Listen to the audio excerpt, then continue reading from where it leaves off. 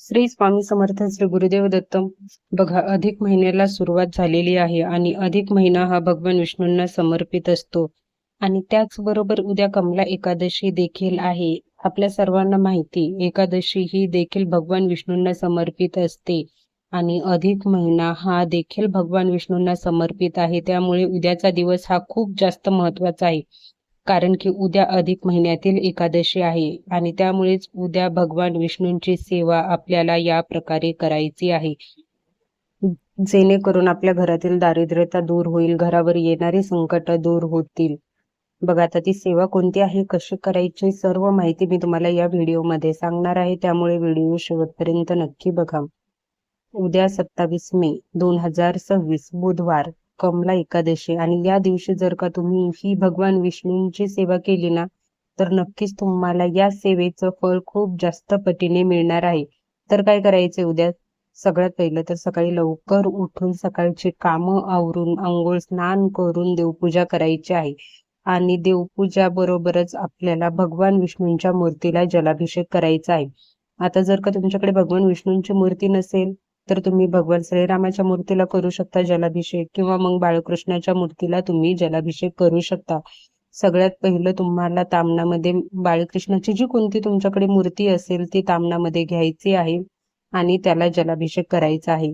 जलाभिषेक करताना काय म्हणायचं, तर आपल्याला पुरुष सुक्त म्हणायचं आहे, त्याचं पठण करायचं आहे आपल्याला जलाभिषेक करताना. पण जर का तुम्हाला म्हणायला जमत नाहीये तर तुम्ही श्रवण देखील करू शकता. तुमच्याकडे ऑडिओ असेल तर ते लावा, किंवा युट्यूबला लावून तुम्ही श्रवण करत करत जलाभिषेक केला तरी चालेल.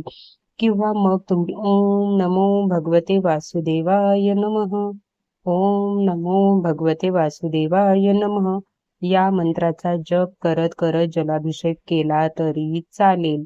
बघा, आणि जलाभिषेक केल्यानंतर तुम्हाला ती मूर्ती उचलून ठेवायची आहे जागेवरती आणि पाणी कुठल्याही झाडाला तुम्ही अर्पण पाणी करू शकता. ते पाणी कोणत्याही झाडाला तुम्ही घालू शकता, तुळशीमध्ये नाही.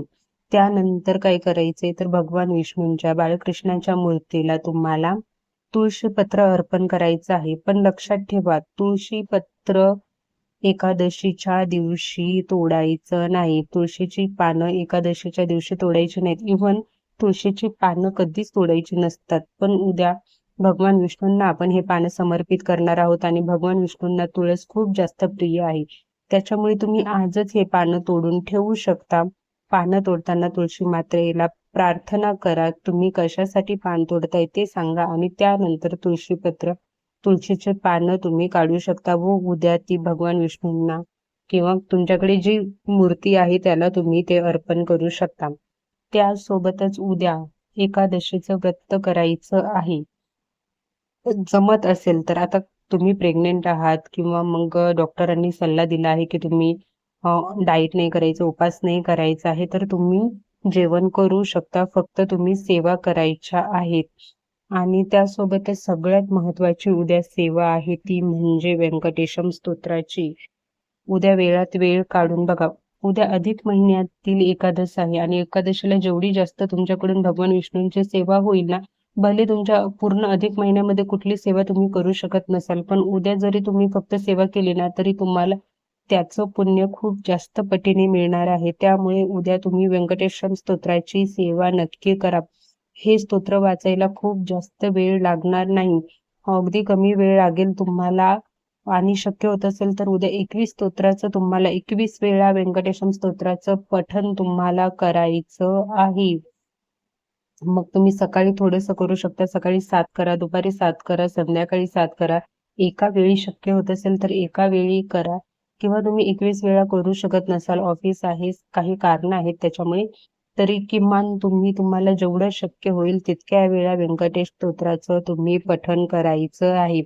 आणि सोबतच संक्षिप्त श्रीमद भागवत गीतेचं पठण उद्या करायचंच आहे. मी तुम्हाला म्हटलं ना, अधिक महिन्यामध्ये सेवा करणं खूप जास्त पुण्यदायी मानलं जातं, कारण की अधिक महिना हा भगवान विष्णूंना समर्पित असतो आणि त्यातले त्यात उद्या एकादशी आहे आणि एकादशी देखील भगवान विष्णूंना समर्पित असते. त्याच्यामुळे जेवढ्या जास्त सेवा शक्य होतील तेवढ्या जास्त सेवा करायच्या आहेत.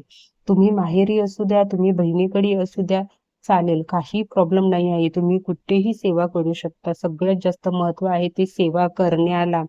आता प्रश्न की आम्हाला सुतक आहे, मासिक धर्म आहे, मग आम्ही काय करायचं?